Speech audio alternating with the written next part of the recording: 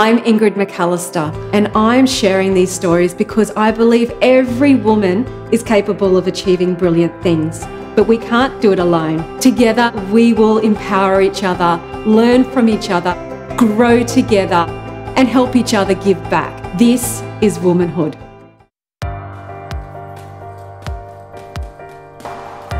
My mum dealt with things by turning to drugs. I turned to boxing. I trained myself into the ground until all I could do was sleep. Then I'd get up and I'd train again. And that was how I got through any hard issues in my life. Shannon O'Connell is the World Boxing Council Super-Bantamweight champion. This girl is a complete warrior. She's been broken, she's been defeated, she's been knocked down. She has felt more pain than we could ever experience, but she always gets back up. Well, I just wanted to start off and say congratulations. You have had an amazing, successful boxing career.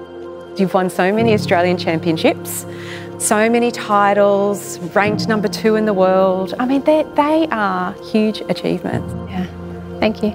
Do you think that there's one particular trait that you've had that separates you from all the other female boxers that you've competed against? Probably just mental toughness and I guess stubbornness. I'm way too stubborn to give up. I was so scared of failure that I just kept going. You're so beautiful and you're so tiny, and yet you've got this reputation of being this, very tough woman. You would have had to develop this at a really early age because you had a really rough start. The mental toughness that I've gained over from a child has made me become so strong and determined in the sport. Shannon, big cut, her corner trying to take care of it, trying to make sure that she can go through the next round. She seems to be telling them that she's fine, but it surely must be a concern for her in the ring. This has not come easy for Shannon. She has had such a rough upbringing. It's a childhood that I could never imagine. She learned very early in life to find something inside of her to keep her alive, to survive. You lost your dad when you were only 2 years old. You wouldn't have even remembered him. No, I feel like I don't like to believe that I don't remember him because I've heard that many stories that I feel like, you know him. I guess the stories I've pictured in my head, so I feel like I remember it, but really, they're just stories. What do you remember when you're 2? Well, that's exactly right. So you've only got, photos of your dad, what your nan and pop would tell you about him. Yeah.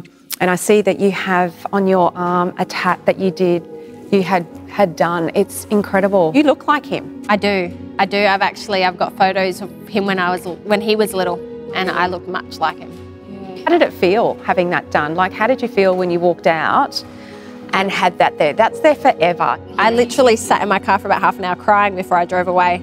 To start with, I was like, I don't know if that looks like him because it was so fresh. Then about a week later, people kept saying to me, oh my God, that looks more like your dad than the actual photo does. Wow. And so yeah, to me, it's probably one of the best things I've ever done. It's just so him. Being so young, you would have had a very close relationship with your mum because you had no father. What do you remember about your mum?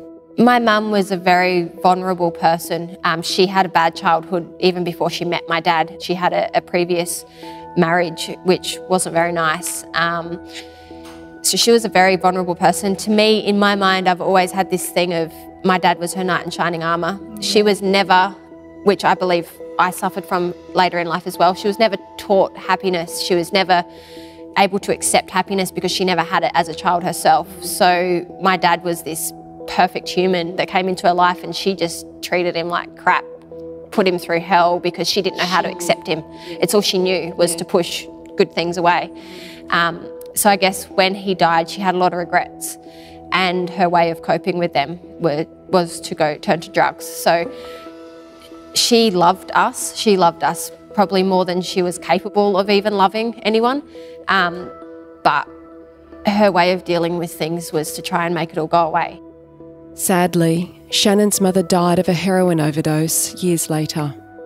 So you would have seen a lot of the drug scene when you were growing up with her. You know, at the age of 12, I read that she was experimenting with different drugs, and at one point you were helping her inject herself. Like at 10 years old, you know, things that had happened to me physically, I just think, I don't know how my daughter could cope through that. Like it's not possible. I remember people coming into our house, and like I would have been maybe 6 years old, and I was hiding in a cupboard while my mum was getting bashed. I don't know how my kids would cope with that. And I like to, I guess, look at my kids and be happy with the fact that that would never happen. Today, she is making a better life for her children. They don't go without. She puts them through a private school. She has sacrificed so much to do that for them. How did you stumble into boxing after this? Actually, my grandparents got me into boxing. I was 20 years old. I was also partying and doing some of the wrong things. I needed to do something. So my grandparents took me down to the local boxing gym in Adelaide. I started boxing there, which was around the corner from my grandparents' house. Won my first Australian title from there, and then moved up to Queensland because boxing was bigger and I was going to develop a lot better in Queensland. I knew that I needed to change my life. I needed to change my surroundings. I needed to make my own life better. It was hearing someone say she's going to be just like her mother that made me go, no, I'm not. My mum dealt with things by turning to drugs. I turned to boxing. Tough sport, but then you needed that in your life to help you heal. Yeah. Traditionally, boxing's always been a way for people to get out of poverty and adverse situations and stuff. And as much as it's unfortunate what happened to Shannon growing up, and you know, it's not something you'd wish upon anyone. As far as developing the fighter goes, it's almost a perfect storm. Like she had a resilience that you can't teach or coach. She had a determination, once again, that you know comes from starting with nothing and not wanting to end up with nothing. You know. Me and Luke have a good relationship because he sees how much I want it. I guess at some points, Luke has believed in me more than I've believed in myself.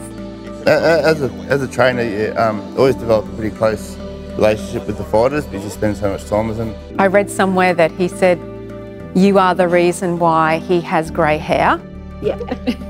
Yeah, definitely. Yeah. No, it's funny, we always laugh about it. Like, yeah, no, I didn't have one grey hair in my head, and then 6 months into it, I saw a photo of myself, and I had pretty long hair at the time. I looked like Albert Einstein, and I was like this grey afro. You have to have a bond with your trainer. Every time I step in that ring, I'm trusting him with my life. I felt privileged, you know, to call her, you know, firstly greatest fighter to be able to train, but also a really good friend, and I was glad to be able to be there to help her through some of the stuff that she wanted to talk about. He obviously believed in me, knew what I want, knew my background, knew where I came from, and knew what it meant to me to get to where I wanted to go.